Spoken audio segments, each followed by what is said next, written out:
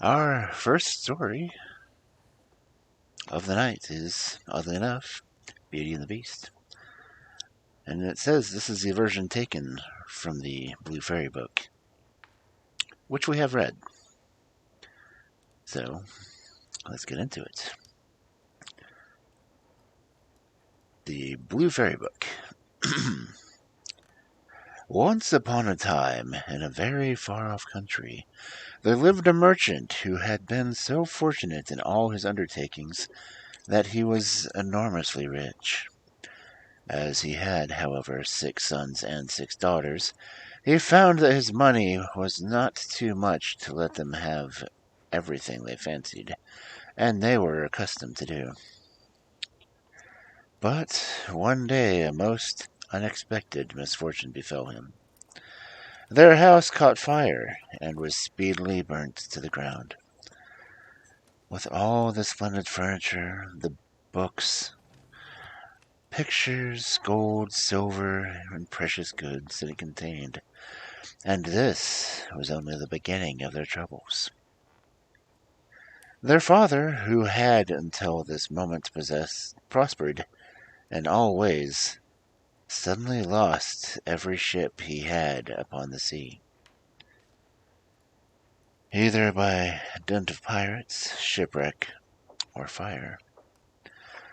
Then he heard that his clerks in the distant countries, whom he trusted entirely, had proved unfaithful, and at last from great wealth he fell into the direst poverty.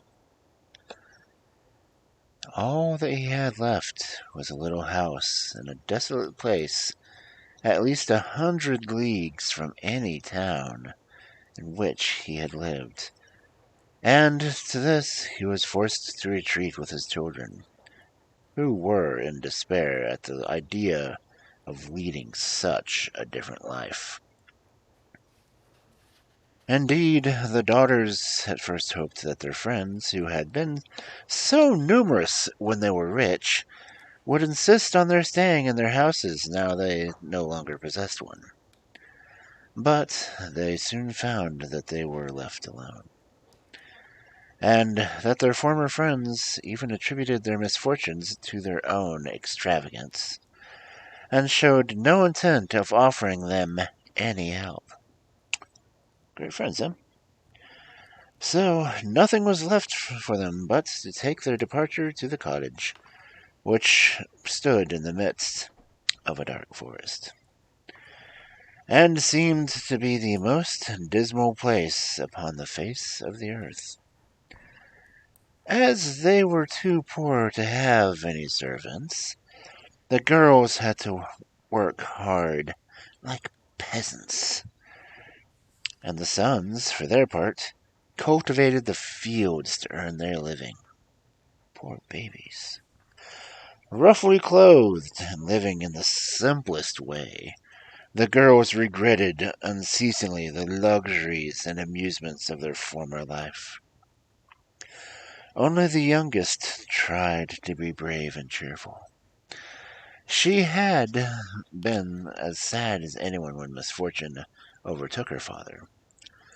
But soon recovering her natural gaiety, she set to work to make the best of things, to amuse her father and brothers as well as she could, and to try to persuade her sisters to join her in dancing and singing. But they would do nothing of the sort, and because she was not as doleful themselves, they declared that this miserable life was all she was fit for.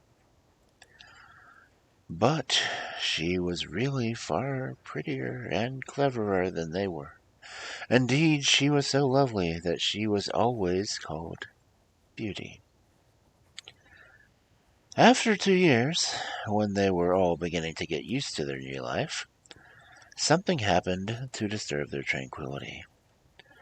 Their father received the news that one of his ships, which he had believed to have been lost, had come safely into port with a rich cargo. All the sons and daughters at once thought that their poverty was at an end, and wanted to set out directly for the town. But their father, who was more prudent, begged them to wait a little, and though it was harvest time, he could ill be spared, determined to go himself first to make inquiries.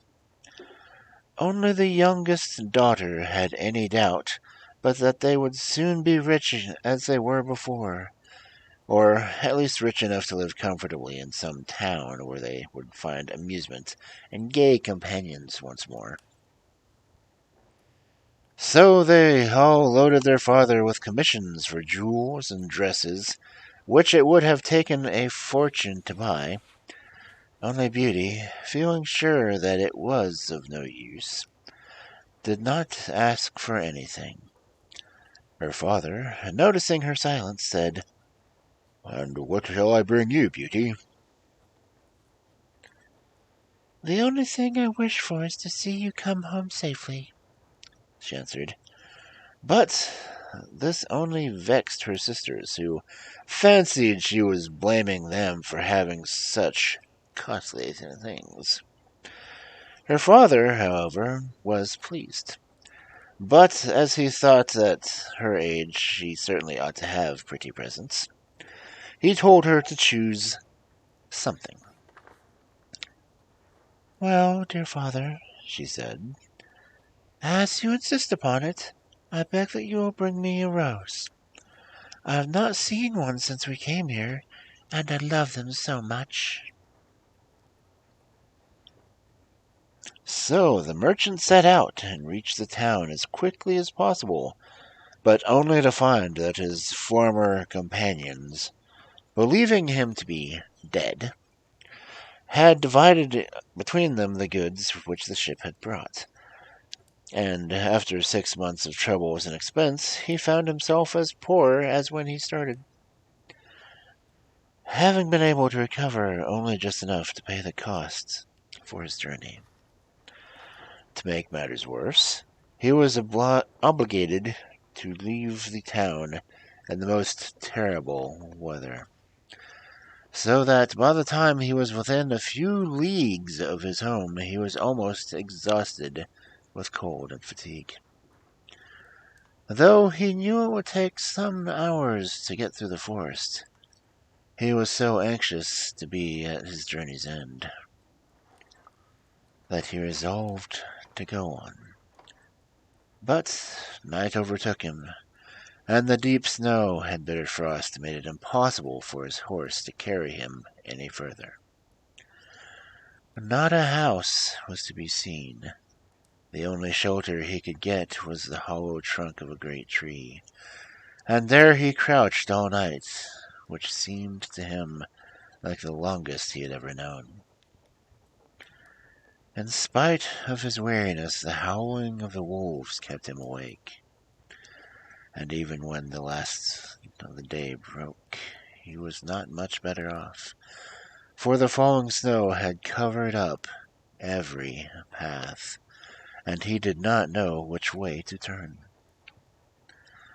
At length he made out some sort of track, and though the beginning of it was rough and slippery that he fell down more than once, it presently became easier, and led him into an avenue of trees, which ended in a splendid castle. It seemed to the merchant very strange that no snow had fallen on the avenue, which was entirely composed of orange trees, covered with flowers and fruit. When he reached the first court of the castle, he saw before him a flight of agate steps, and went up them, and passed through several splendidly furnished rooms. The pleasant warmth of the air revived him, and he felt very hungry. But there seemed to be nobody in this vast and splendid palace whom he could ask to give him something to eat. Deep silence reigned everywhere, and at last, tired of roaming through the empty rooms and galleries, he stopped at a room smaller than the rest. There was a clear fire burning, and a couch was drawn up close to it. Thinking that this must be prepared for someone who was expected, he sat down to wait until he would come, and very soon fell into a sweet sleep. When his extreme hunger awakened him, several hours later, he was still alone, but a little table upon which was a good dinner had been drawn up close to him, and as he had eaten nothing for 24 hours, he lost no time in beginning his meal, hoping that he might soon have an opportunity to thank his considerate entertainer, whoever it might be. But no one appeared. Even after another long sleep from which he woke completely refreshed, there was no sign of anybody, though a fresh meal of dainty cakes and fruits was prepared upon the little table at his elbow. Being naturally timid, and silence began to terrify him, and he resolved to search once more through all the rooms. But it was of no use. Not even a servant was to be seen. There was no sign of life in the palace. He began to wonder what he should do, and to amuse himself by pretending that all the treasures he saw were his own, and considering how he would divide them among his children. Then he went down into the garden, and though it was winter everywhere else, here the sun shone, and the birds sang, and the flowers bloomed, and the air was soft and sweet. The merchant, in ecstasies with all he saw and heard, said to himself, "All this must be meant for me. I will go this minute and bring my children to share all these delights." That's how things work. In spite of being so cold and weary when he reached the castle, he had taken his horse to the stable to fed it. Now he thought he would saddle it for his homeward journey, and he turned down the path which led to the stable. This path had a hedge of roses on each side of it, and the merchant thought he had never seen or smelt such exquisite flowers.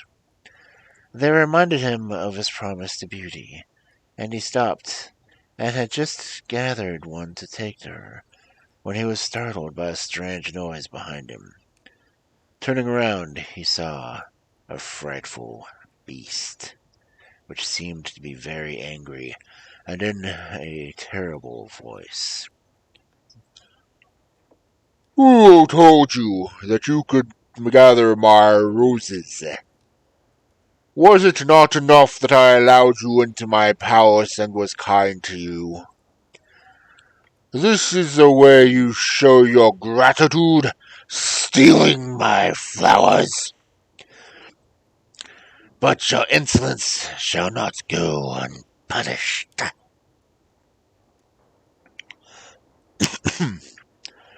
The merchant, terrified by these furious words, dropped the fatal rose, and throwing himself on his knees, cried, "Pardon me, noble sir. I am truly grateful to you and for your hospitality, which is so magnificent that I could not imagine that you would be offended by my taking such a little thing as a rose." But the beast's anger was not lessened by this speech. You are very ready with excuses and flattery, he cried. But that will not save you from the death you deserve. "Alas," thought the merchant, "if my daughter could only know what danger her rose has brought me into."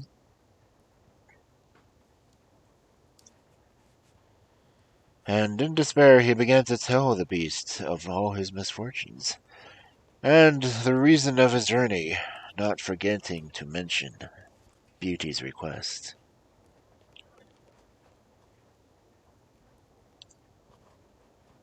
"A king's ransom would hardly have procured all that my other daughters asked," he said. but I thought that I might at least take Beauty her rose. I beg you to forgive me, for you to see I meant no harm." The beast considered for a moment, and then he said in a less furious tone, "I will forgive you on one condition. That is, that you will give me one of your daughters." "Ah!" cried the merchant. "If I were cruel enough to buy my own life at the expense of one of my children's, what excuse could I invent to bring her here?" "No excuse will be necessary," answered the beast. "If she comes at all, she must come willingly. On no other condition will I have her. See if any one of them is courageous enough and loves you well enough to come to save your life. You seem to be an honest man, so I will trust you to go home. I give you a month to see if either of your daughters will come back with you alone after bidding them goodbye forever, for then you will belong to me. And do not imagine that you can hide from me, for if you fail to keep your word, I will come and fetch you," added the beast grimly. The merchant accepted the proposal, though he did not really think any of his daughters could be persuaded to come. He promised to return at the time appointed, and then, anxious to escape from the presence of the beast, he asked permission to set off at once. But the beast answered that he could not go until the next day. "You will find a horse ready for you," he said. "Now go and eat your supper and await my orders." The poor merchant, more dead than alive, went back to his room, where the most delicious supper was already served on a little table, which was drawn up before a blazing fire. But he was too terrified to eat, and only tasted a few of the dishes, for fear the beast should be angry if he did not obey his orders. When he had finished, he heard a great noise in the next room, which meant the beast was coming. He could do nothing to escape his visit. The only thing that remained was to seem as little afraid as possible. So when the beast appeared and asked roughly if he had supped well, the merchant answered humbly that he had, thanks to his host's kindness. Then the beast warned him to remember their agreement, and to prepare his daughter exactly for what she had to expect. "Do not get up tomorrow," he asked, "until you see the sun and hear the golden bell ring. Then you will find your breakfast waiting for you here, and the horse you are to ride will be ready for you in the courtyard. He will also bring you back again when you come with your daughter a month hence. Farewell. Take a rose to Beauty, and remember your promise."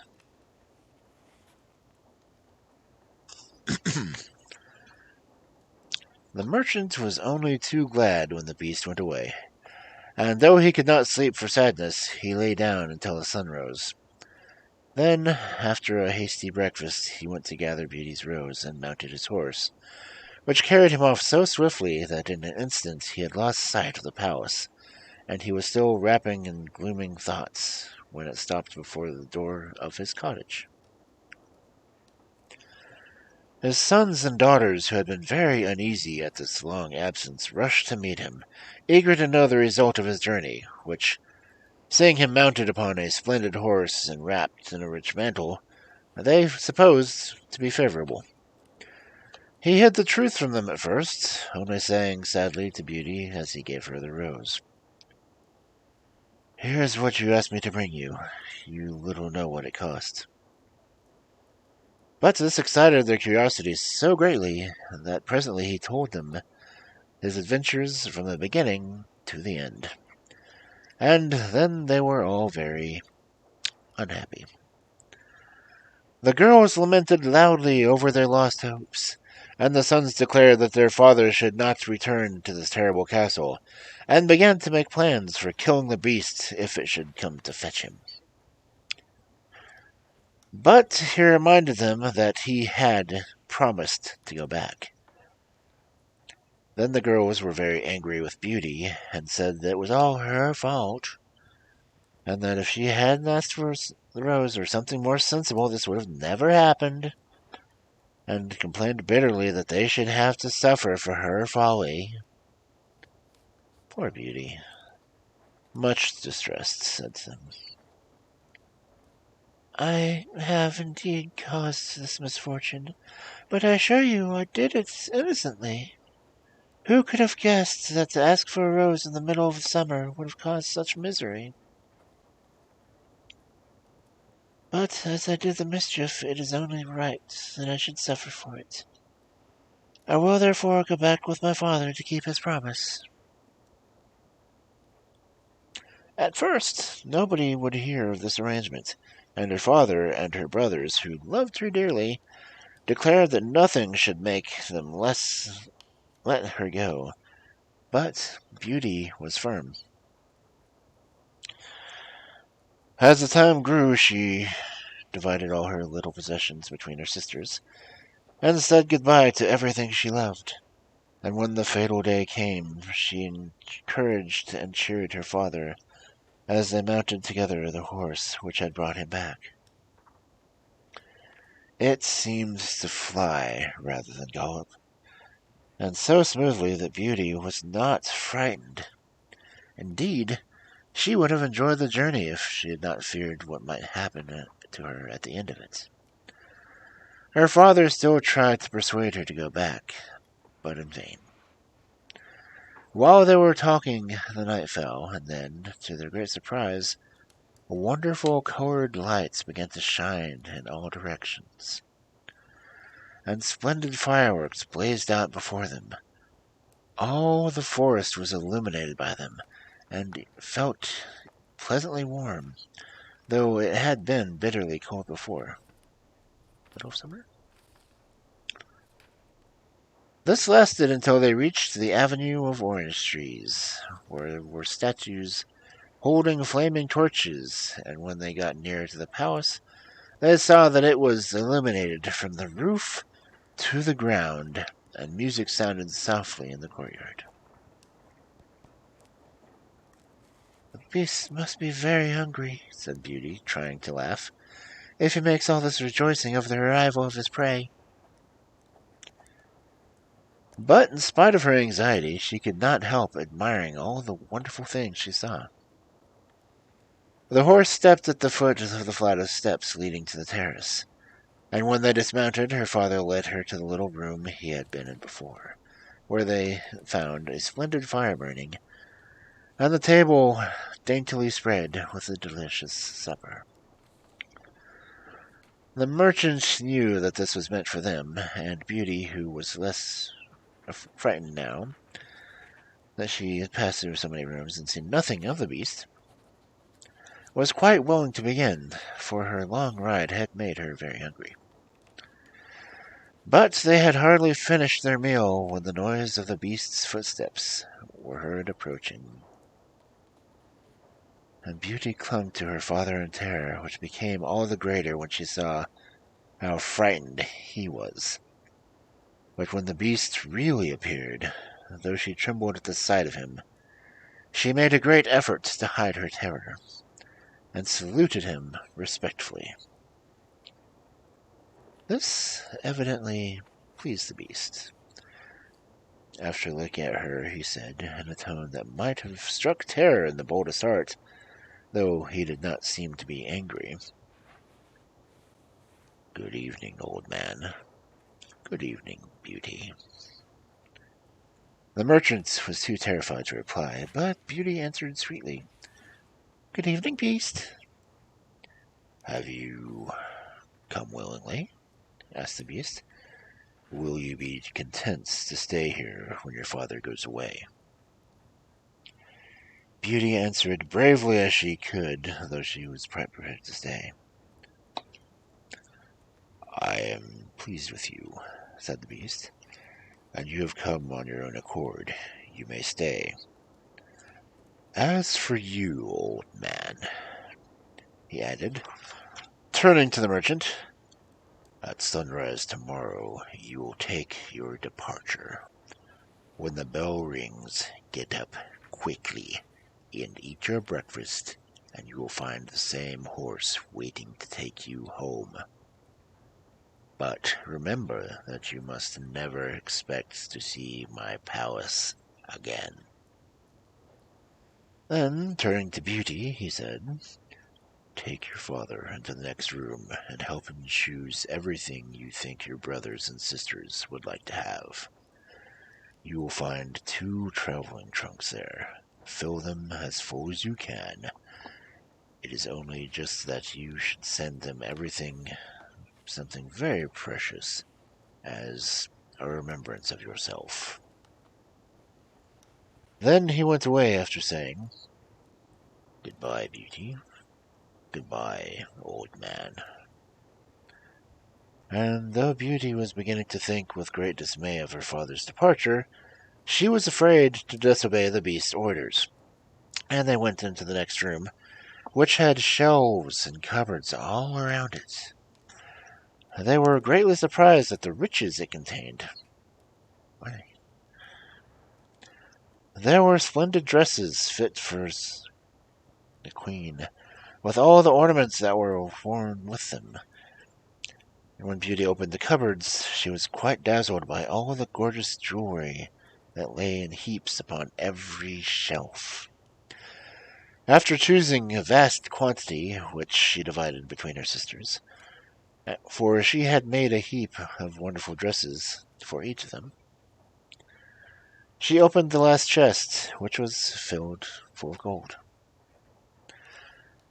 I think, father, she said, that as the gold will be more useful to you, we had better take out the other things and fill the trunks with it. So they did this, but the more they put in, the more room there seemed to be in it. And at last they put back all the jewels and dresses they had taken out, and Beauty even added as many more of the jewels as she could carry at once. And then the trunks were not too full, but they were so heavy that an elephant could not have carried them. The beast is mocking us, cried the merchant. He must have pretended to give us all these things, knowing I could not carry them away. Let us wait and see, answered Beauty. I cannot believe he meant to deceive us. All we do is to fasten them up and leave them ready.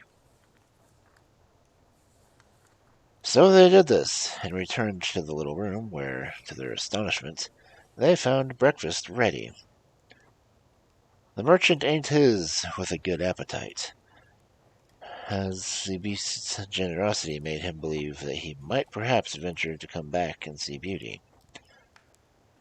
But she felt sure that her father was leaving her forever, so she was very sad, and when the bell rang sharply for the 2nd time, and warned them that the time had come for them to depart, they went down to the courtyard, where 2 horses were waiting, one loaded with the 2 trunks, and the other for him to ride.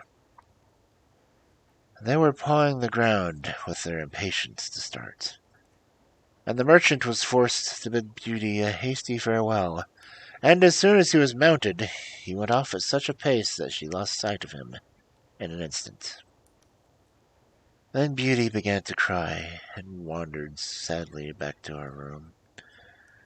But she soon found that she was very sleepy, and as she dreamed that she was walking by a brook bordered by trees, and lamenting her sad fate, when a young prince, handsomer than anyone she had ever seen, with a voice that went straight to her heart, came to her and said, Ah, Beauty, you are not so unfortunate as you suppose. Here you will be rewarded for all you have suffered everywhere. Your every wish shall be gratified. Only try to find me out, no matter how I may be disguised. Be as true-hearted as you are beautiful, and we shall have nothing left to wish for. What can I do, Prince, to make you happy? Said Beauty. Only be grateful, he answered, and do not trust too much to your eyes. And above all, do not desert me until you have saved me from my cruel misery. After this, she thought she found herself in a room with a stately and beautiful lady, who said to her, Dear Beauty, try not to regret all that you have left behind, for you are destined to a better fate. Only do not let yourself be deceived by appearances. Beauty found her dreams so interesting that she was in no hurry to awake. But presently the clock roused her by calling her name softly 12 times. And then she got up and found her dressing table set with everything she could possibly want.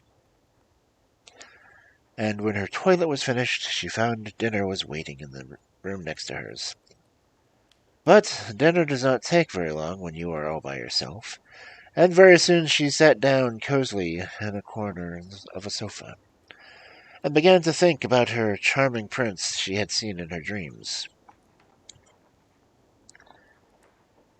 He said I could make him happy, said Beauty to herself. It seems, then, that this horrible beast keeps him a prisoner. How can I set him free? I wonder why they both told me not to trust appearances. I don't understand it.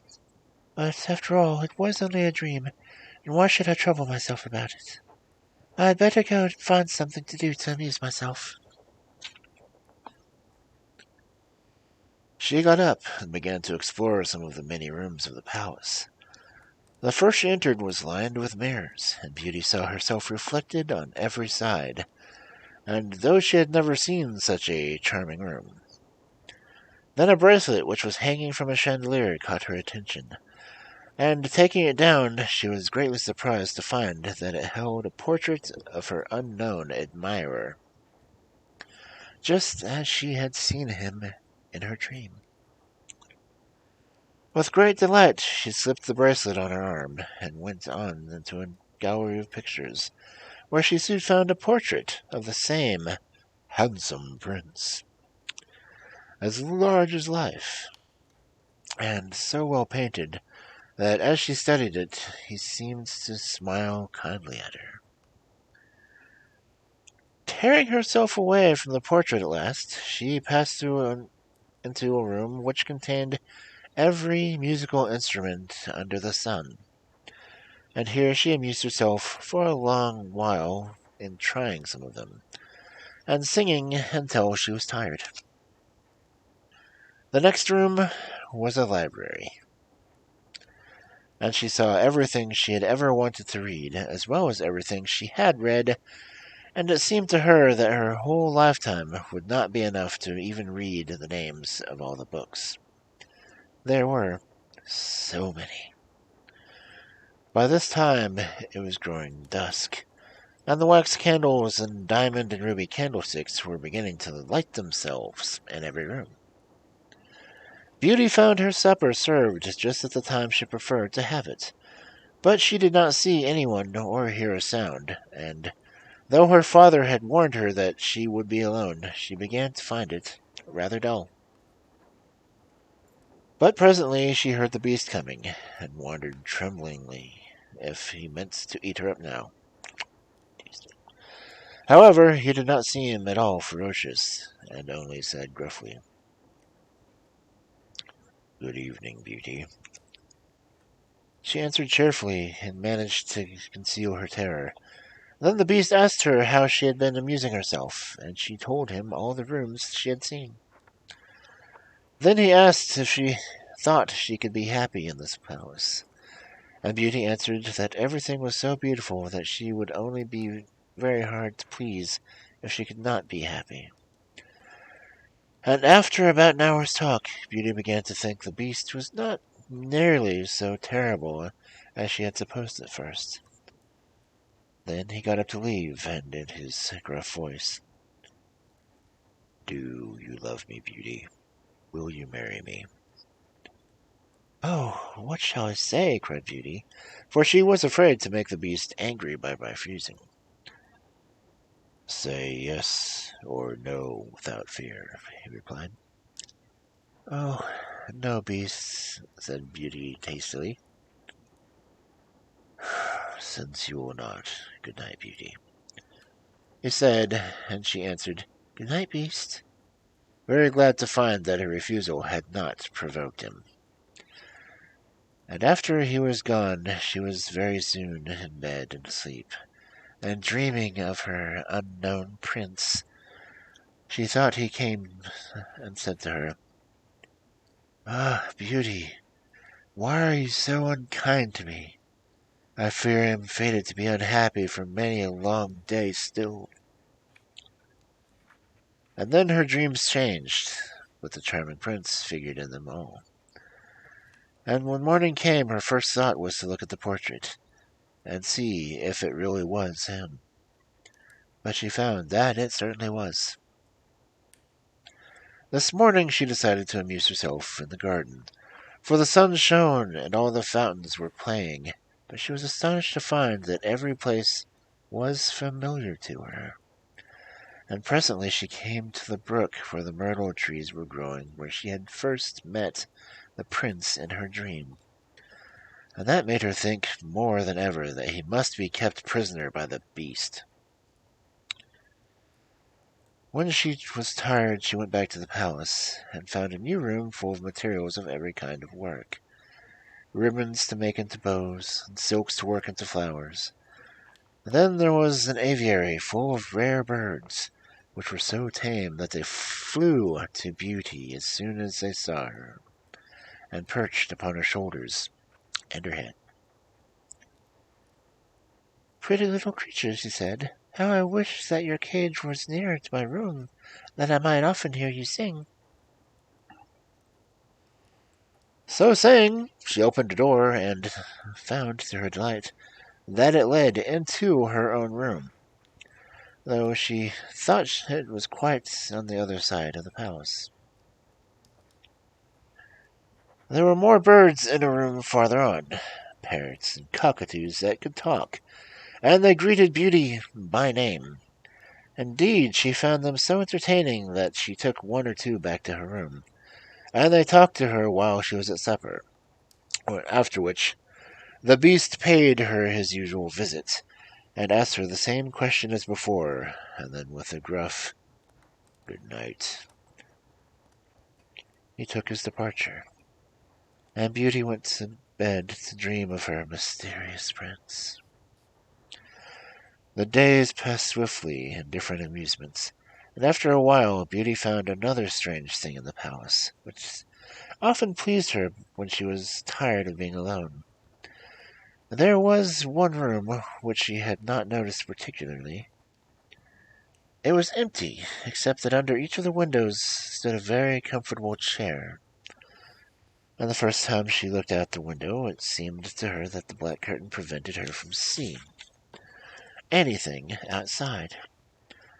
But the second time she went into the room, happening to be tired, she sat down in one of the chairs, when instantly the curtain was rolled aside, and the most amusing pantomime was acted out before her.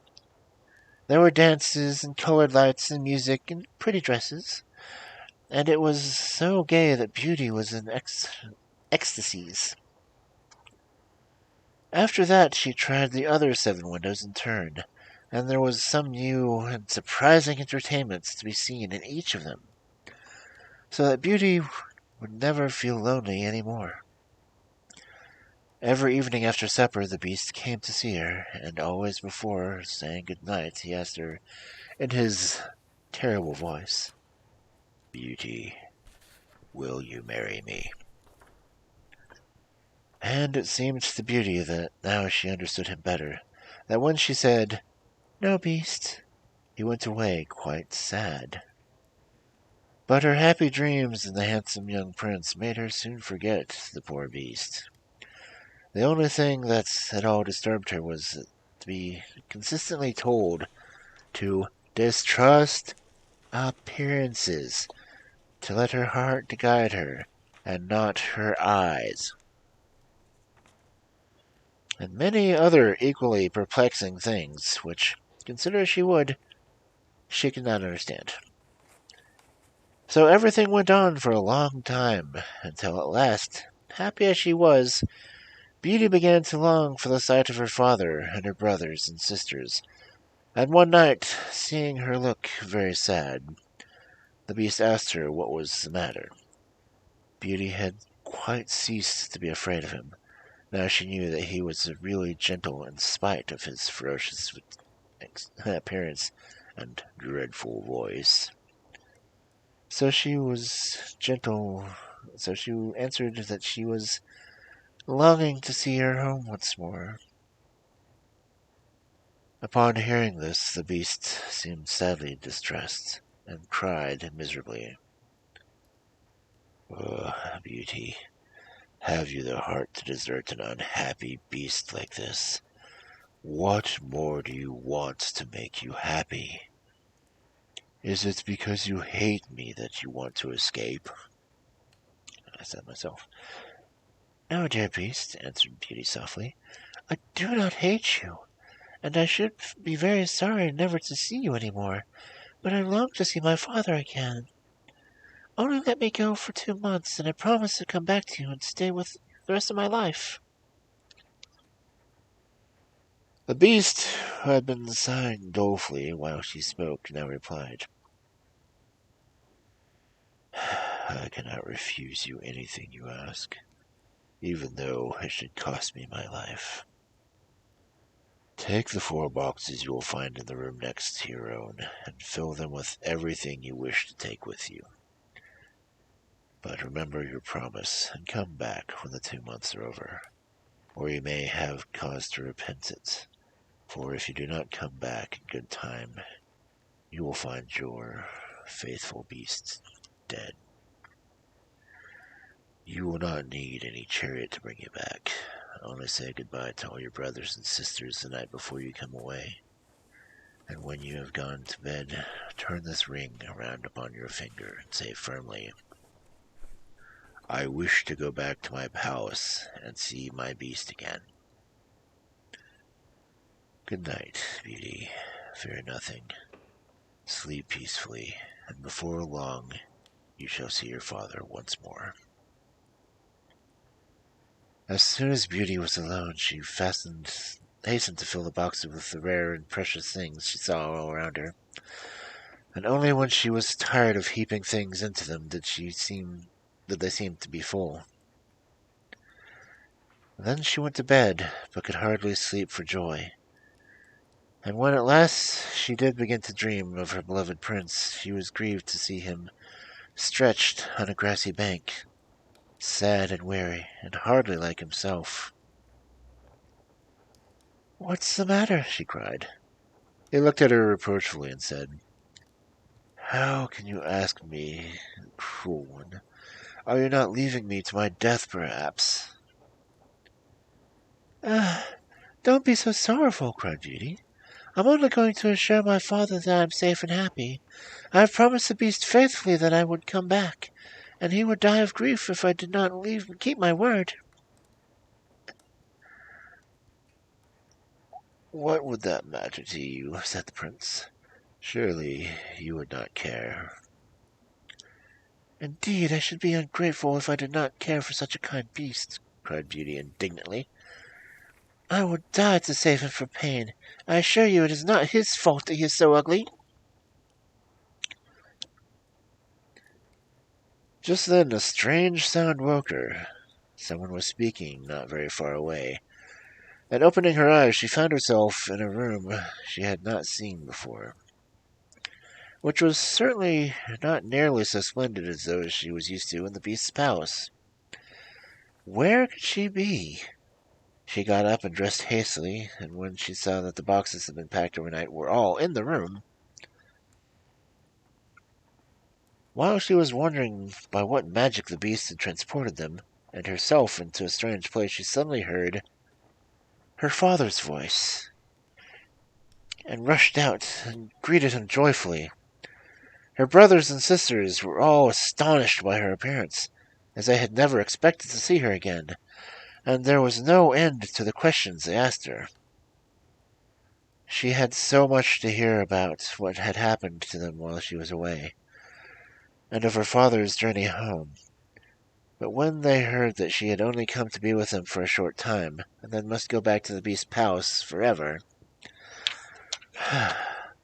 they lamented loudly. Then Beauty asked her father what he thought could be the meaning of the strange dreams, and when the prince constantly begged her not to trust to appearances. After much consideration, he answered, "You tell your love and gratitude for this gentleness and kindness."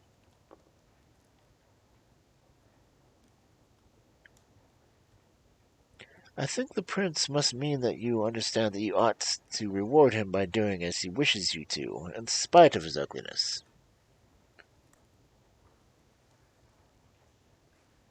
Beauty could not help seeing that this seemed very probable. Still, when she thought of her dear prince, who was so handsome, she did not feel at all inclined to marry the beast. At any rate, for 2 months, she need not decide, but could enjoy herself with her sisters. But though they were rich now, and lived in town again, and had plenty of acquaintances, Beauty found that nothing amused her very much, and she often thought of the palace where she was so happy. Especially at, at home, she once never dreamed of her dear prince, and she felt quite sad without him. Then her sisters seemed to have got quite used to being without her, and even found her rather in the way. So she would not have been sorry when the 2 months were over, but for her father and brothers, who begged her to stay, and seemed so grieved at the thought of her departure that she had not the courage to say goodbye to them. Every day when she got up she meant to say it, at night, and when night came she put it off again, until at last she had a dismal dream which helped her make up her mind. She thought she was wandering in a lonely path in the palace gardens, when she heard groans which seemed to come from the bushes hiding the entrance of a cave. And running quickly to see what was the matter, she found the beast stretched out upon his side, apparently dying. He reproached her faintly with being the cause of his distress, and at the same moment a stately lady appeared and said very gravely, "Ah, Beauty, you are only just in time to save his life. See what happens when people do not keep their promises. If you had delayed one day more, you would have found him dead." Beauty was so terrified by this dream that the next morning she announced her intentions of going back at once.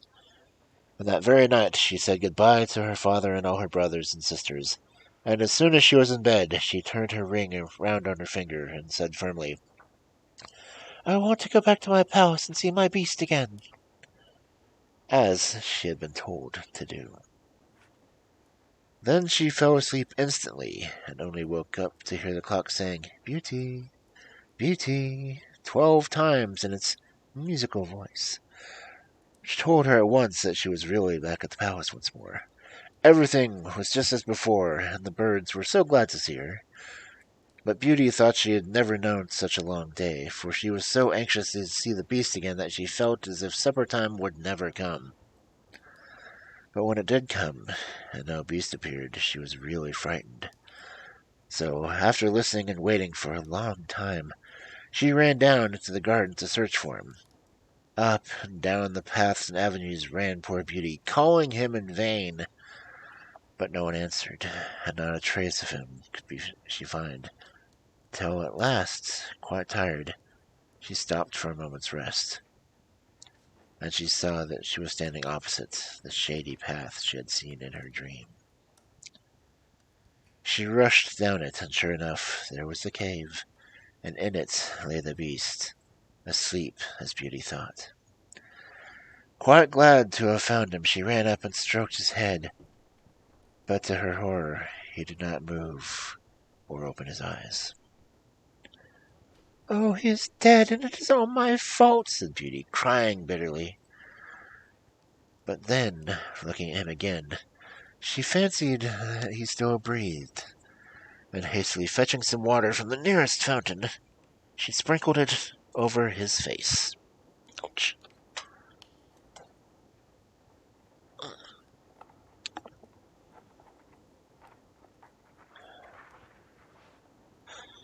And, to her great delight, he began to revive.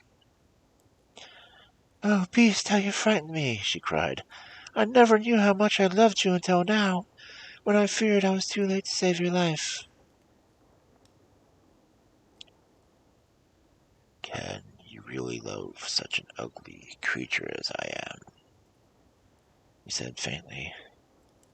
Ah, Beauty, you only came just in time. I was dying because I thought you had forgotten your promise. But go back now and rest. I shall see you again by and by.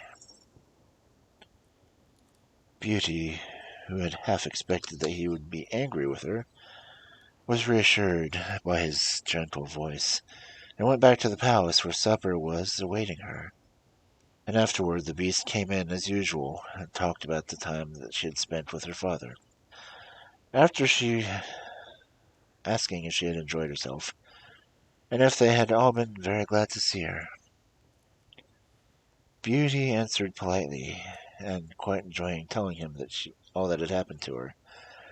And when at last the time came for him to go, and he asked, as he had so often asked before, "Beauty, will you marry me?" She answered softly, "Yes, dear Beast." As she spoke, a blaze of light sprang up before the windows of the palace. Fireworks crackled, and guns banged, and across the avenue of orange trees, in letters all made of fireflies, were written, "Long live the prince and his bride." Beauty, turning to ask the beast what it could all mean, Beauty found that he had disappeared, and in his place stood her long-loved prince. At the same moment the wheels of the chariot were heard upon the terrace, and two ladies entered the room. One of them Beauty recognized as the stately lady she had seen in her dreams, and the other was also so grand and queenly that Beauty hardly knew which to greet first. But one she already knew said to her companion, "My queen, this is Beauty, who had the courage to rescue your son from the terrible enchantments. They love one another, and only your consent to their marriage is wanting to make them perfectly happy." "I consent with all my heart," cried the queen. "How can I ever thank you, charming girl, for having restored my dear son to his natural form?" And then she tenderly embraced Beauty and the prince, who had meanwhile been greeting the fairy and receiving her congratulations. "Now," said the fairy to Beauty, "I suppose you would like me to send for all your brothers and sisters so they can dance at your wedding?" And so she did, and the wedding was celebrated, and the very next day, with the utmost splendor, and Beauty and the prince lived happily ever after.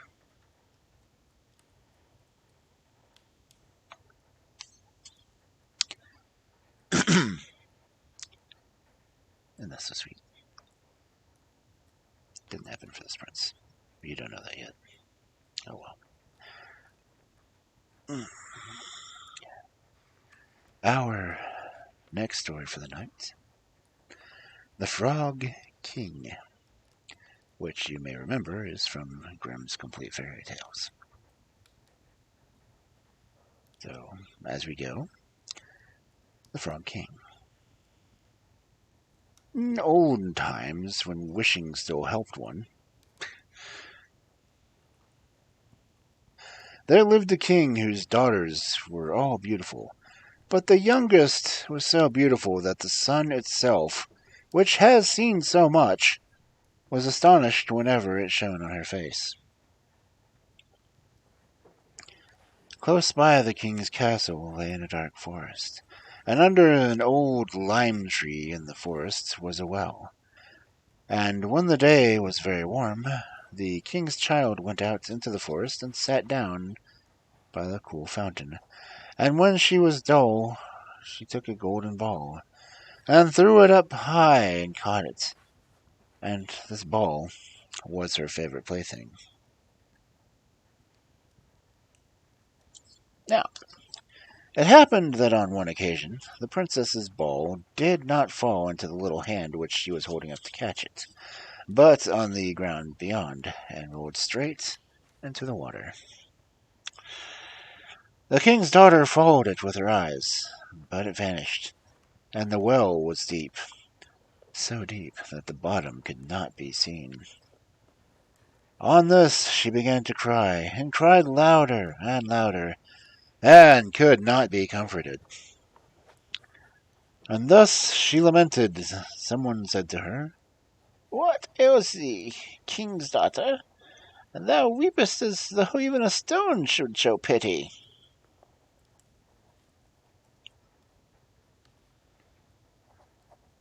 She looked from side to side from whence the voice came, and saw a frog stretching forth its thick, ugly head from the water. "Ah, old water splasher, is it thou?" she said. "I am weeping for my golden ball, which has fallen into the well." "Be quiet and do not weep," answered the frog. "I can help thee, but what wilt thou give me if I shall return thy plaything up to you?" "Whatever thou wilt have, dear frog," she said. "My clothes, my pearls, my jewels, and even my golden crown which I am wearing." The frog answered, "I do not care for clothes, thy pearls, the jewels, or thy golden crown. But if thou wilt love me, and let me be thy companion and playfellow, and sit by thee at thy little table, and eat off thy little golden plate, and drink out of thy little cup, and sleep in thy little bed, if thou wilt promise me that I will go down and bring thy golden ball up again."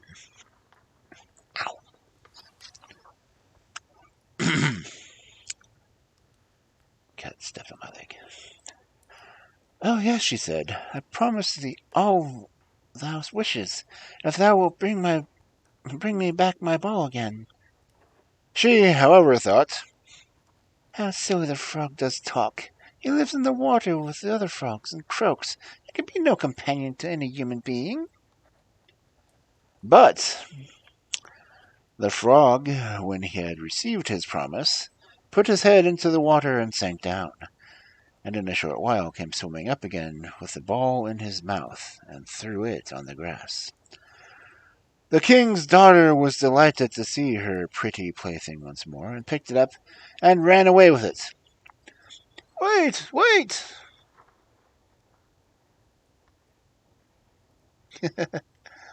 "Hey, guilty," said the frog. "Take me with thee. I can't run as fast as thou canst." But what did it avail him to scream his croak croak after her? As the poor frog, well, she wouldn't listen, but ran home and soon forgot the poor frog, who was forced to go back into his well again. The next day, when she was seated at the table with the king and all the courtiers, and was eating from her little golden plate, something came creeping, splish splash, up the marble staircase. And when it got to the top, it knocked at the door and cried, "Princess! Youngest princess! Open the door for me!" She ran to see who was outside, but when she opened the door, and there sat the frog out in front of it, Then she slammed the door in great haste and sat down to dinner again, and was quite frightened. The king saw plainly that her heart was beating violently, and said, "My child, what art thou afraid of? Is there perchance a giant outside who wants to carry thee away?" "Oh, no," replied she. This is no giant, but a disgusting frog."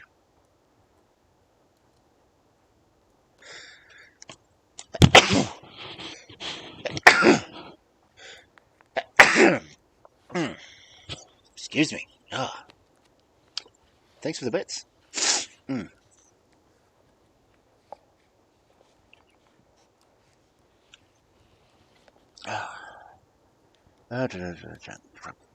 What does a frog want with thee? Oh, my drink. Back on the camera. Well, dang it. There we go.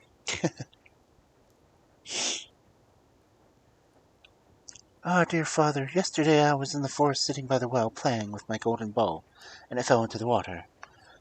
And because I tried so, the frog brought it out for me again. And because he so insisted, I promised him that he should be my companion. But I never thought that he would be able to come out of his water. And now he is outside there and wants to come in." In the meantime, it knocked a second time and cried, "Oh, crap, I gotta sing now. Princess, youngest princess, open the door for me. Dost thou not know what thou hast said to me yesterday by the cool waters of the fountain? Princess, youngest princess, open the door for me." I could have done that more froggy. Oh. Then the king said, "That which thou hast promised thou must perform. Go and let him in."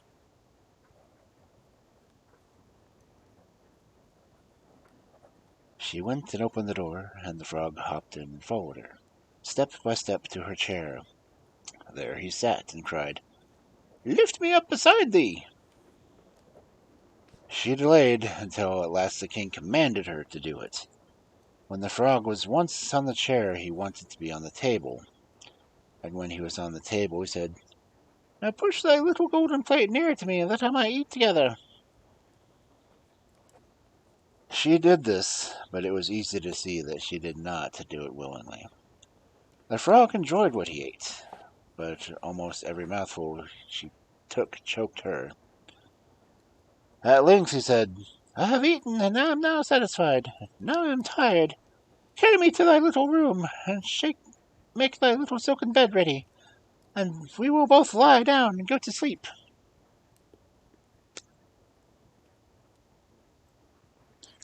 Frog must fast. The king's daughter began to cry, for she was afraid that the cold frog, which she did not like to touch, and which was now to sleep in her pretty, clean little bed. But the king grew angry and said, "He helped thee when thou wert in trouble, ought not afterwards to be despised by thee." So she took the frog with 2 fingers, carried him upstairs, and put him in a corner. But when she was in bed, he crept to her and said, "I am tired. I want to sleep as well as thou. Lift me up, or I will tell thy father." Then she was terribly angry, and took him up and threw him with all her might against the wall. "Now thou wilt be quiet, odious frog," she said. Violence. But when he fell down, he was no frog, but a king's son with a beautiful kind eyes. He, by her father's will, was now her dear companion and husband. Then he told her how he had been bewitched by a wicked witch, and how no one could have delivered him from the well but herself, and that tomorrow they would go together into his kingdom. Then they went to sleep. The next morning, when the sun woke them, a carriage came driving up with 8 white horses, which had white ostrich feathers on their heads, and were harnessed with golden chains, and stood behind the young king's faithful servant Henry. Faithful Henry had been so unhappy when his master had changed into a frog that he caused 3 iron bands to be laid around his heart, lest it should burst with grief and sadness. The carriage was to conduct the young king to his kingdom. Faithful Henry helped them both in, and placed himself behind again, and was full of joy because of this deliverance. And when they had driven a part of the way, the king's son heard a cracking behind him, as if something had broken. He turned around and cried, "Henry, the carriage is breaking." "No, master, it is not the carriage. It is a band for my heart, which has been put there in great pain when you were a frog imprisoned in the well. And once again there to be on the way something cracked." And each time the king's son thought the carriage was breaking, but it was only the bands that were springing from the heart of faithful Henry, because his master was free and happy. I really think that entire story could have done without the whole edition of Henry. Henry gets a story to himself, honestly. Ouch.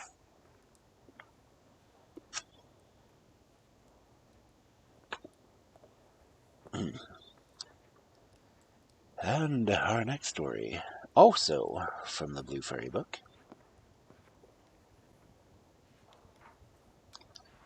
The Wonderful Sheep.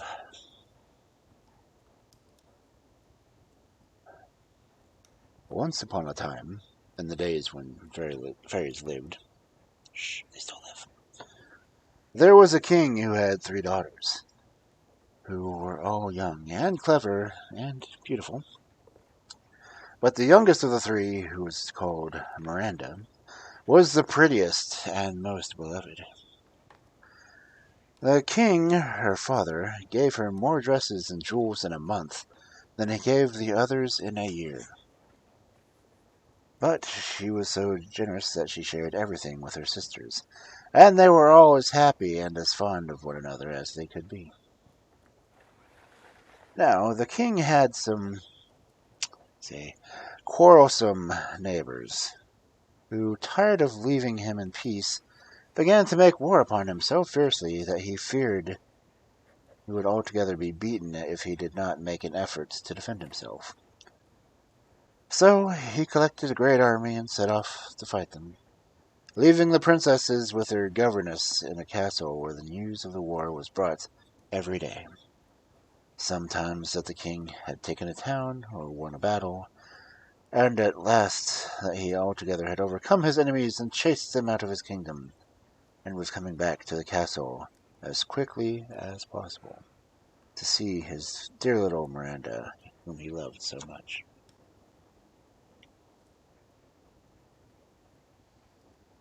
The 3 princesses put on dresses of satin, which they had made on purpose of the great occasion. 1 green, 1 blue, and the 3rd white, with their jewels all in the same colors. The eldest wore emeralds, the second turquoise, and the youngest diamonds, and thus adorned they went to meet their father, singing verses which they had composed about his victories. When he saw them all so beautiful and gay, he embraced them tenderly, but gave Miranda more kisses than he had the others. Presently a splendid banquet was served, and the king and his daughters sat down to it. And as he always thought there was some special meaning in everything, he's obviously a literature major, he said to the eldest, "Tell me why you have chosen a green dress." "Sire," she answered, "having heard of your victories, I thought that green would signify my joy and hope for your speedy return."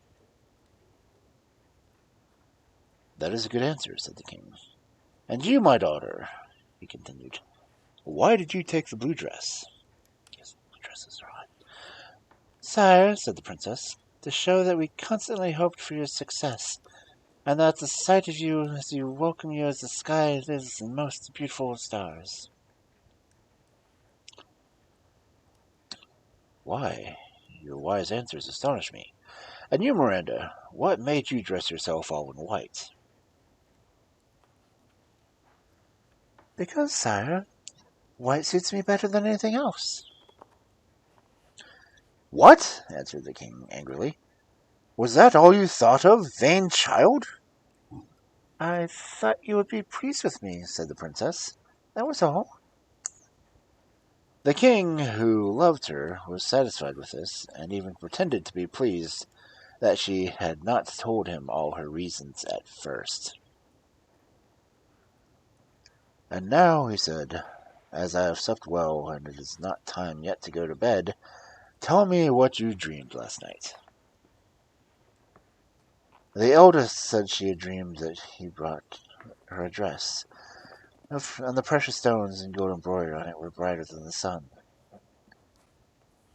The dream of the second was that the king had brought her a spinning wheel and as a staff, that she might spin him some shirts. The youngest said, I dreamed that my second sister was to be married, and on her wedding day you, father, had a golden ewer and said, Come, Miranda, and I will hold the water that you may dip your hands into it. The king was very angry indeed when he heard this dream, and frowned horribly. Indeed, he made such an ugly face that everyone knew how angry he was, and he got up and went off to bed in a great hurry. But he could not forget his daughter's dream. Does this proud girl wish to make me her slave? He said to himself. I am not surprised at her choosing the dress herself in white satin without a thought of me. But does she not think me worthy of her consideration? But I will soon put an end to her pretensions. He arose in a fury, and although he was not yet daylight, he sent for the captain of his bodyguard and said to him, Have you heard the Princess Miranda's dream? I consider that it means strange things against me. Therefore, I order you to take her away into the forest and kill her. Tough love. And that I may be sure that it is done, you must bring me her heart and her tongue. If you attempt to deceive me, you shall be put to death. Daddy's got issues. The captain of the guard was very much astonished when he heard this barbarous order. But he did not dare to contradict the king for fear of making him still more angry and causing him to send someone else. So he answered that he would fetch the princess and do as the king had said. When he went to her room, they would hardly let him in. It was so early, but he said that the king had sent for Miranda, and she got up quickly and came out. The little black girl called Patty Pata held up her train, and her pet monkey and her little dog ran after her. The monkey was called Gabudgeon, and the little dog Tintin. Not that these are important, but they will be on the quiz later.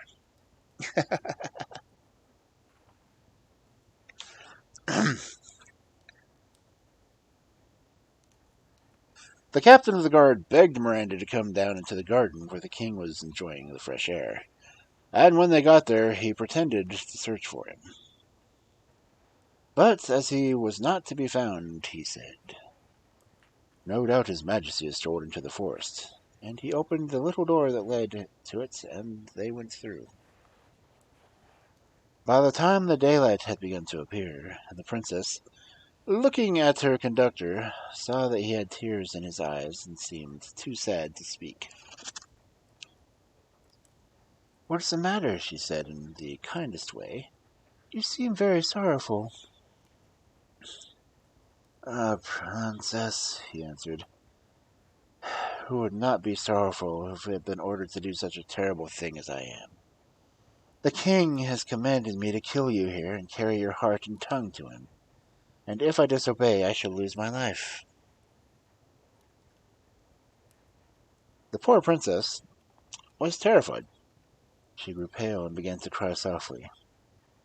Looking up at the captain of the guard with her beautiful eyes, she said gently, Will you really have the heart to kill me? I've never done you any harm, and have always spoken well of you to the king. If I deserved my father's anger, I would suffer without a murmur. But alas, he is unjust to complain of me, when I have always treated him with such love and respect.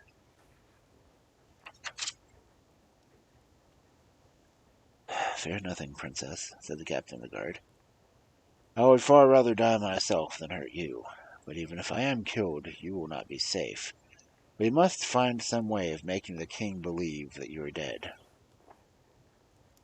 What can we do? Said Miranda.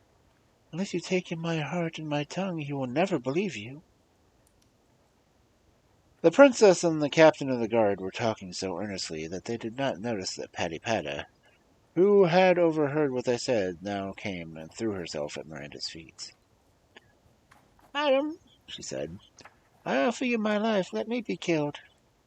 I shall be only too happy to die for such a kind mistress. Why, Patypata, cried the princess, kissing her, that would never do. Your life is as precious to me as my own, especially after such proof of your affection as you have just given me. You're right, princess, said Grabagian, coming forward. To love such a faithful slave as Patypata, she is of more use to you than I am. I offer you my tongue and my heart most willingly, especially as I wish to make myself a name in the great goblin land. Oh, no, my poor little Grabagian. I cannot bear the thought of taking your life. Such a good little dog as I am, cried Tintin. Did not think of letting either of you die for his mistress. If anyone is to die for her, it must be me.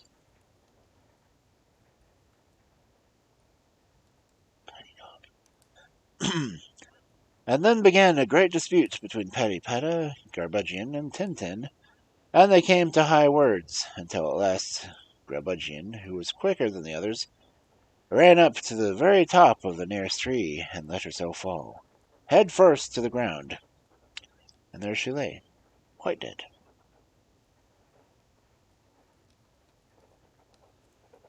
The princess was very sorry, but Grabugeon was really dead.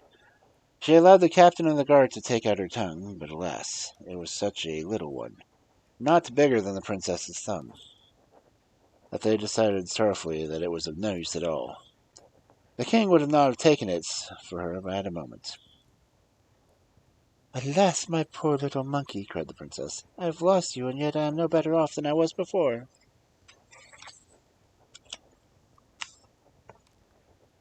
The honor of saving your life is to be mine, interrupted Patypata, and before they could prevent her, she picked up a knife and cut off her head in an instant.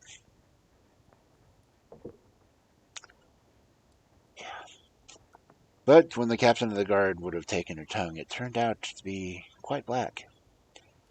And that would not have deceived the king either. Am I not unlucky? Cried the poor princess. I lose everything I love, and am none the better for it. If you had accepted my offer, said Tintin, you would have only had me to regret, and I should have had all your gratitude. Miranda kissed the little dog, crying so bitterly that at last she could bear it no longer, and turned away into the forest. When she looked back, the captain of the guard was gone, and she was alone, except for Patypata, Grabugeon, and Tintin, who lay upon the ground. She could not leave the place until she had buried them in a pretty little mossy grave at the foot of a tall tree, and she wrote their names upon the bark of the tree, and how they had all died to save her.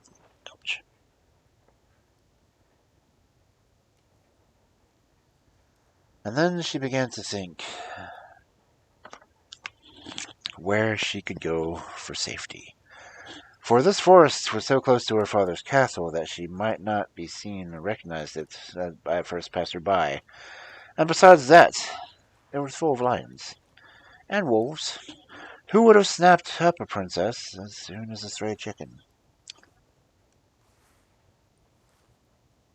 Honestly, princesses are rather tasty.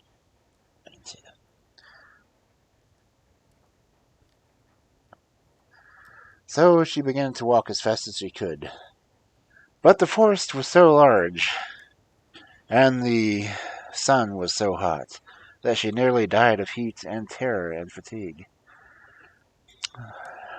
Look which way she would, there seemed to be no end of the forest. And she was so frightened that she fancied every minute that she heard the king running after her to kill her.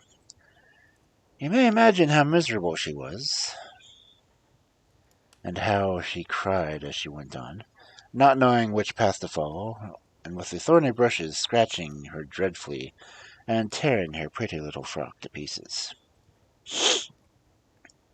At last she heard the bleating of a sheep, and said to herself, "No doubt there are shepherds here with their flocks. They will show me the way to some village where I can live disguised as a peasant girl. Alas, it is not always kings and princes who are the happiest people in the world. Who could have believed that I should be obliged to run away and hide because the king, for no reason at all, wants to kill me?"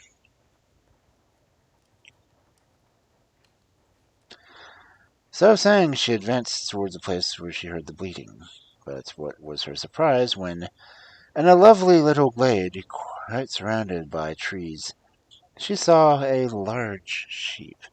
Its wool was as white as snow, its horns shone like gold, and it had a garland of flowers around its neck, a string of great pearls about its legs, and a collar of diamonds.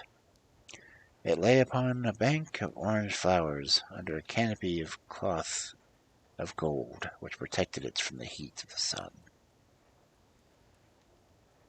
Nearly 100 other sheep were scattered about, not eating the grass, but drinking some coffee and lemonade or sherbet.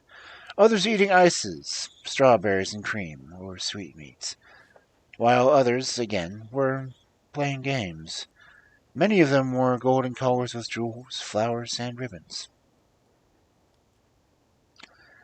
Miranda stopped short in amazement at this unexpected sight, and was looking in all directions for the shepherd of this surprising flock, when the beautiful sheep came bounding towards her. Oh, crap, I forgot to do sheepish. "Ah, lovely princess," he cried. "Have no fear, such gentle and peaceable animals as we are."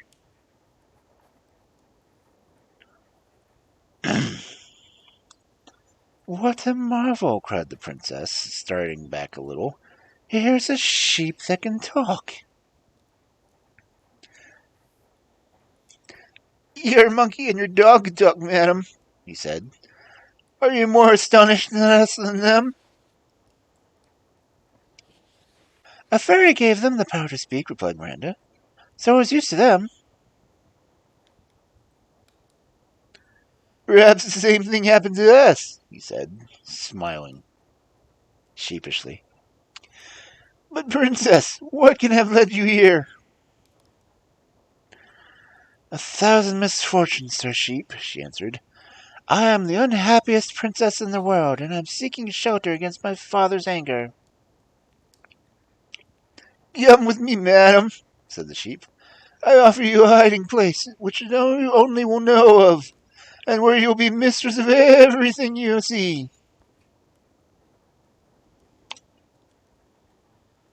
"I really cannot follow you," said Miranda, "for I am too tired to walk another step." The sheep with the golden horns ordered that his chariot be fetched, and a moment after 6 goats harnessed to a pumpkin, which was too big for 2 people who could quite sit well in, and was all lined with cushions and velvet and down. The princess stepped into it, much amused at such a new kind of carriage, and the king of the sheep took his place beside her, and the goats ran away with him at full speed, and only stopped when they reached a cavern, the entrance to which was blocked by a great stone. The king of sheep touched with his foot, and immediately it fell down, and he invited the princess in without fear. Now, if she had not been so alarmed by everything that had happened, nothing could have induced her to go into this frightful cave. But she was so afraid of what might be behind her that she would have thrown herself even down the well at this moment. So, without hesitation, she followed the sheep, who went down before her. Down, down, down, until she thought they must come out to the other side of the world. Indeed, she was not sure that wasn't leading her into fairyland. He was. At last, she saw before her a great plain, quite covered with all sorts of flowers, the scent of which seemed to her nicer than anything she had ever smelled before. A broad river of orange flower water flowed around it, and fountains of wine of every kind ran in all directions, and made the prettiest little cascades and brooks. Wine. The plain was covered with the strangest trees. There were whole avenues where partridges, ready roasted, hung from every branch. Partridges from pear trees. Or, if you preferred pheasants, quails, turkeys, or rabbits, you only had to turn the right hand or to the left, and you were sure to find them. Meat trees. In places, the air was darkened by showers of lobster patties, white puddings, sausages, tarts, and all sorts of sweetmeats, or with pieces of gold and silver, diamonds and pearls. Pokemon. This unusual kind of rain, and the pleasantness of the whole place, would no doubt have attracted numbers of people to it, if the king of the sheep had been of a more sociable disposition. But, from all accounts, it is evident that he was as grave as a judge. As it was quite the nicest time of the year when Miranda arrived in this delightful land, the only palace she saw was a long row of orange trees, jasmines, honeysuckles, and musk roses, and their interlacing branches made the prettiest rooms possible, which were hung with gold and silver gauze, and had great mirrors and candlesticks, and most beautiful pictures. The wonderful sheep begged that the princess should consider herself queen over all that she saw, and assured her that, though for some years he had been very sad and in great trouble, she had it in her power to make him forget all his grief. "You are so kind and generous, noble sheep," said the princess, "that I cannot thank you enough, but I must confess that it all here seems to be extraordinary, that I don't know what to think of it."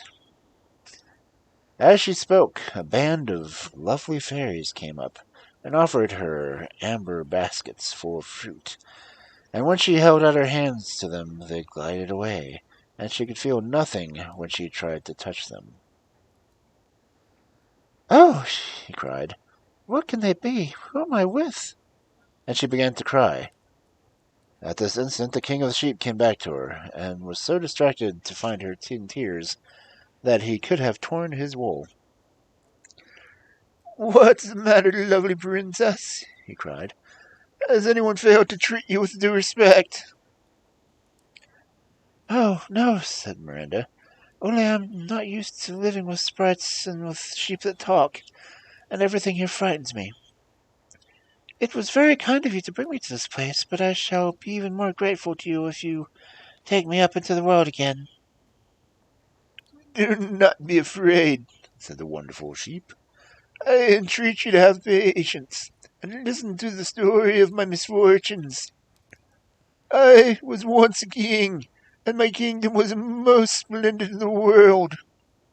My subjects loved me, my neighbors envied and feared me. I was respected by everyone, and it was said that no king ever deserved more. I was very fond of hunting, and one day while I was chasing a stag, I left my attendants far behind. Suddenly I saw an animal leap into a pool of water, and I rashly urged my horse to follow it. But before we had gone many steps, I felt an extraordinary heat instead of the coolness of the water. The pond dried up, and a great gulf opened before me, out of which flames of fire shot up. I was helplessly at the bottom of a precipice. I gave myself up for lost, but presently my voice said, Ungrateful prince, even this fire is hardly enough to warm your cold heart.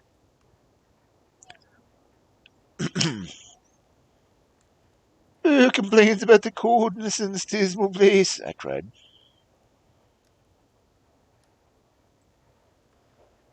An unhappy being who loves you hopelessly, replied a voice. At the same moment the flames began to flicker and cease to burn, and I saw a fairy whom I had known for as long as I could remember, whose ugliness had always horrified me. She was leaning upon the arm of a most beautiful young girl who wore chains of gold on her wrists and was evidently her slave. "Why, Ragged," I said, for that was the fairy's name, "what is the meaning of all this? Is it by your orders that I am here?" and whose fault is it? She answered, That you have never understood me until now. Must a powerful fairy like myself condescend to explain her doings to you, who are no better than an ant by comparison? Though you think yourself a great king. "Call me what you like," I said impatiently. "But what it is that you want with my crown, or my cities, or my treasures?" Treasures? said the fairy disdainfully. If I should choose to make any one of my scullions richer and more powerful than you, I do not want your treasures, but she added softly, if you will give me your heart, if you will marry me, I will add 20 kingdoms to the one you have already. You shall have 100 castles full of gold and 500 full of silver, and in short, anything you like to ask of me."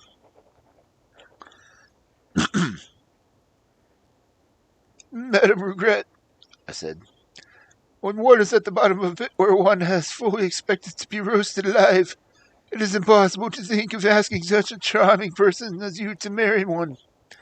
I beg that you will set me at once my liberty, and then I will hope to answer you fittingly."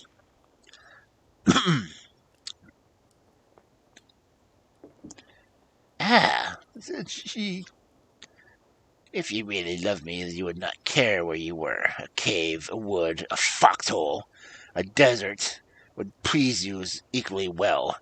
Do not think that you can deceive me. You fancy you are going to escape, but I assure you that you are going to stay here, and the first thing I shall give you will be to keep my sheep.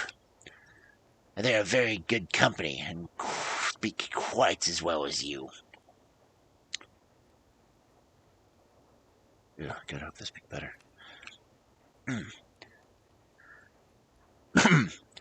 As she spoke, she advanced and led me to the plain where we now stand, and showed me her flock.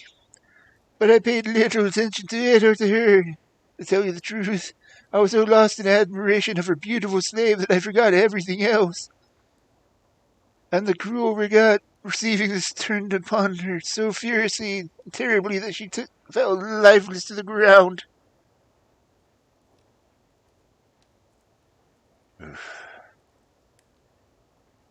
At this dreadful sight, I drew my sword and rushed at Regat, and should certainly have cut off her head had she not had her magic art chained me to the spot where I stood. All my efforts to move were useless, and at last, when I threw myself down to the ground in despair, she said to me with a scornful smile, "I intend this to make you feel my power. It seems that you are a lion at present. I mean to make you a sheep."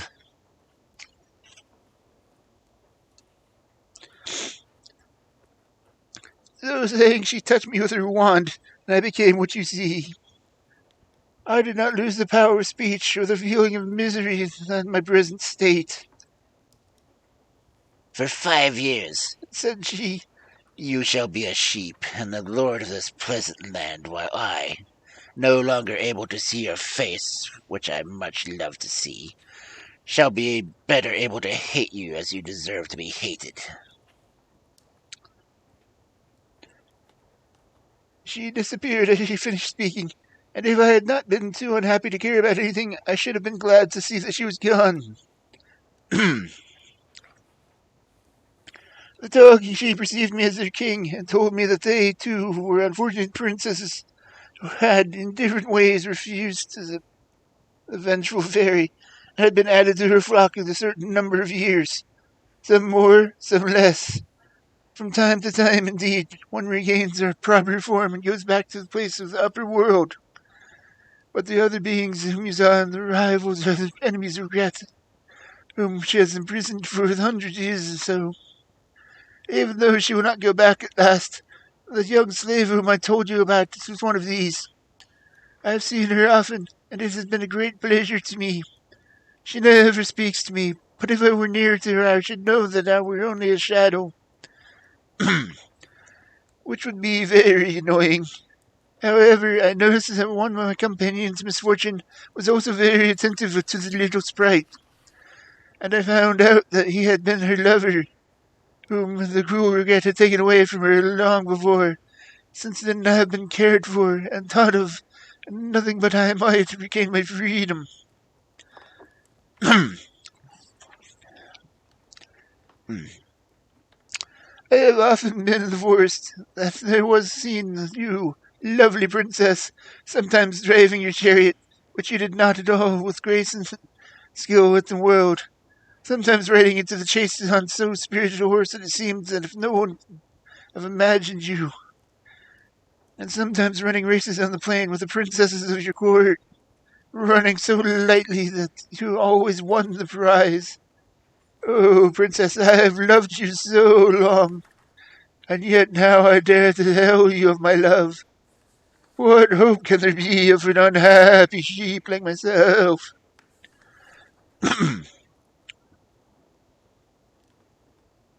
Whew. Miranda was so surprised and confused by all that she heard that she hardly knew what answer to give to the King of Sheep. But she managed to make some kind of little speech, which certainly did not forbid him to hope, and said that she would not be afraid of the shadows, who she knew that they would some day come to life again.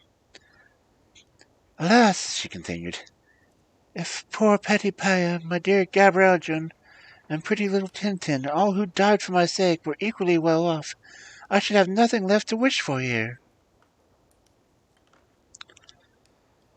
Prisoner though he was, the King of Sheep still had some powers and privileges. Go, He said to his master of the horse. Go and seek the shadows of the little black girl, the monkey, and the dog. They will amuse our princess. And an instant afterward Miranda saw that they were coming towards her, and their presence gave her the greatest pleasure, though they did not come near enough for her to touch them. The King of Sheep was so kind and amusing, and loved Miranda so dearly, that at last she began to love him too.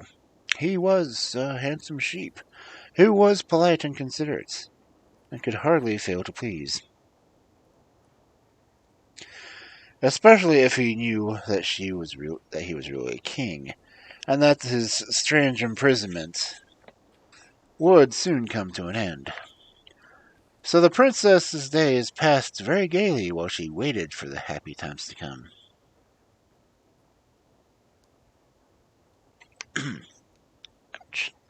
The King of Sheeps, with all the help of his flock, got up balls, concerts, and hunting parties, and even the shadows joined in all the fun, and came, making believe to be their own real selves. One evening, when the couriers arrived, for the king sent most carefully the news that they always brought back the best kinds, it was announced that the sister of the Princess Miranda was going to be married to a great prince, and that nothing could be more splendid than all the preparations for the wedding.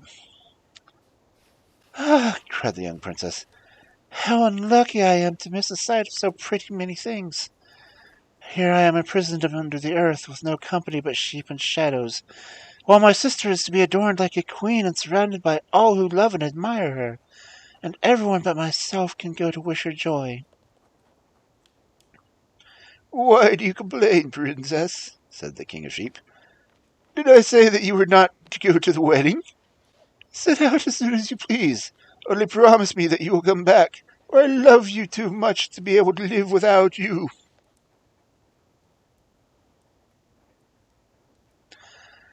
Miranda was very grateful to him and promised faithfully that nothing in the world should keep her from coming back. The king caused an escort suitably to her rank to be got for her, and she dressed herself splendidly, not forgetting anything that would make her look more beautiful. Her chariot was mother of pearl, drawn by 6 dun-colored griffins, just brought from the other side of the world, and she was attended by a number of guards in splendid uniforms, who were at least 8 feet high, and had come from far and near to ride in the princess's train.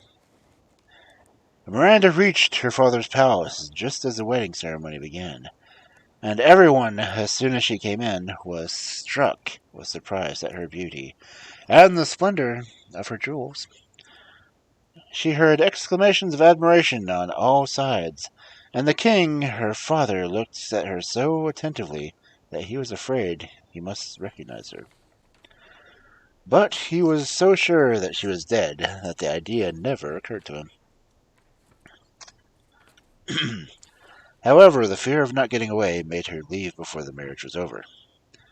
She went out hastily, leaving behind her little coral casket with emeralds. When it was written in diamond letters, "Jewels for the bride," and when they opened it, which they did as soon as it was found, there seemed to be no end of pretty things contained within. The king, who had hoped to join the unknown princess and find out who she was dreadfully disappointed that when she disappeared so suddenly, and gave orders that if she ever came to the doors were to be shut, that she might not get away so easily. Short as Miranda's absence had been, it had seemed like 100 years to the king of the sheep. He was waiting for her by the fountain in the thickest part of the forest, and the ground was strewn with splendid presents which he had prepared her to show his joy and gratitude at her coming back. As soon as she was in sight, he rushed to greet her, leaping and bounding like a real sheep. He caressed her tenderly, throwing himself at her feet and kissing her hands, and told her how uneasy he had been in her absence, and how impatient for her return, with such eloquence which charmed her. After some time, news came that the king's second daughter was going to be married. When Miranda heard this, she begged the king of the sheep to allow her to go and see the wedding as before. The request made him feel very sad, as if some misfortune must surely come of it. But his love for the princess being stronger than anything else, he did not like to refuse her. "You wish to leave me, princess," he said. "It is my unhappy fate. You are not to blame. I consent to your going, but believe me, I can give you no longer proof of my love than being so doing."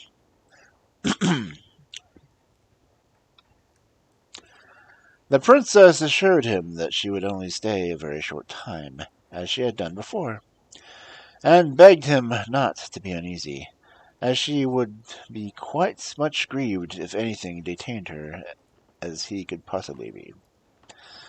So, with the same escort, she set out, and reached the palace as the marriage ceremony began. Everybody was delighted to see her, and she was so pretty that they thought she must be some fairy princess. And the princes who were there could not take their eyes off of her.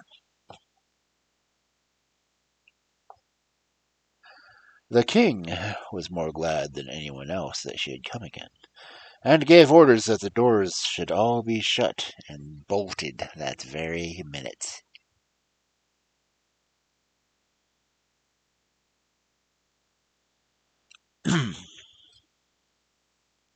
When the wedding was all but over, the princess got up quickly, and hoping to slip away unnoticed among the crowd, but to her great dismay she found every door fastened.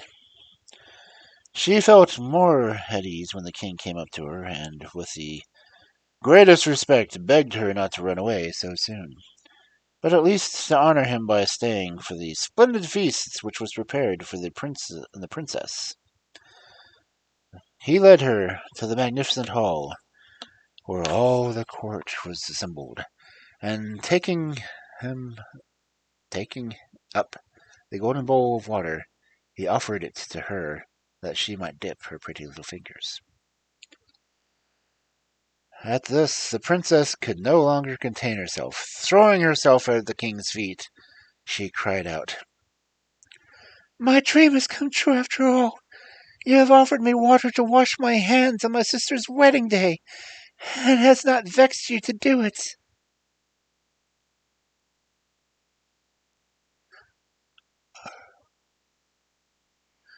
The king recognized her at once.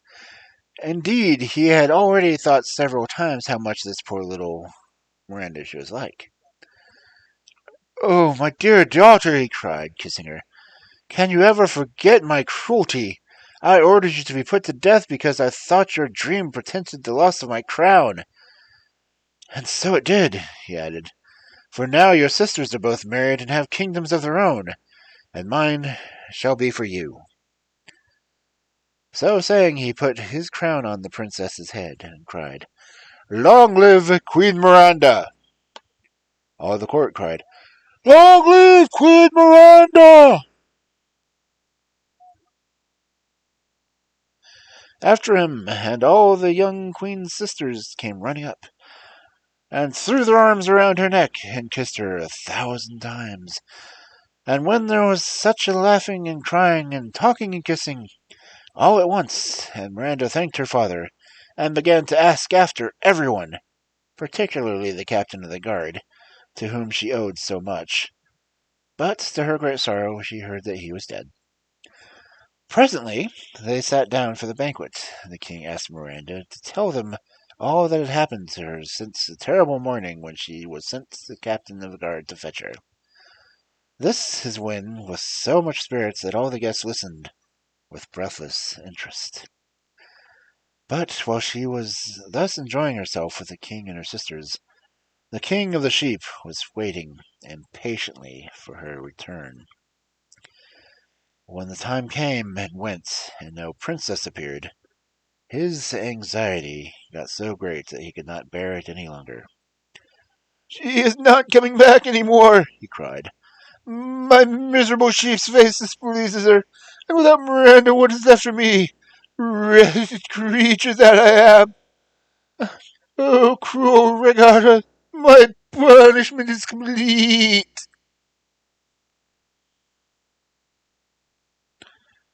For a long time he bewailed his sad fate like this, and then, seeing that it was growing dark, and that still there was no sign of the princess, he set out as fast as he could in the direction of the town. When he reached the palace, he asked for Miranda, but by this time everyone had heard her story and adventures, and did not want her to go back to the King of Sheep. So they refused sternly to let him see her. In vain he begged and prayed them to let him in, though his entreaties might have melted hearts of stone. They did not move the guards of the palace, and at last, quite broken-hearted, he fell dead at their feet.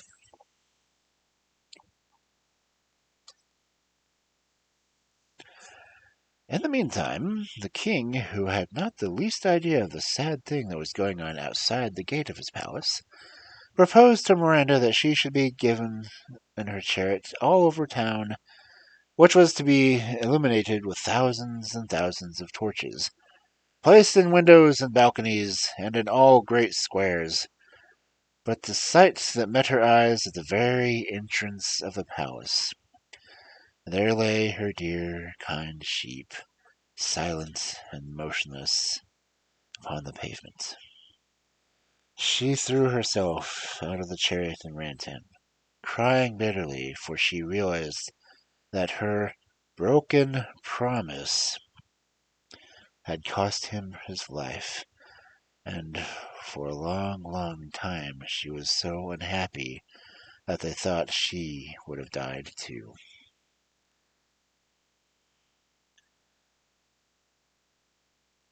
So, you see, even a princess is not always happy, especially if she forgets to keep her word. And the greatest misfortunes often fall upon the people just as they think they have obtained their heart's greatest pleasures. Keep your promises, Cubs.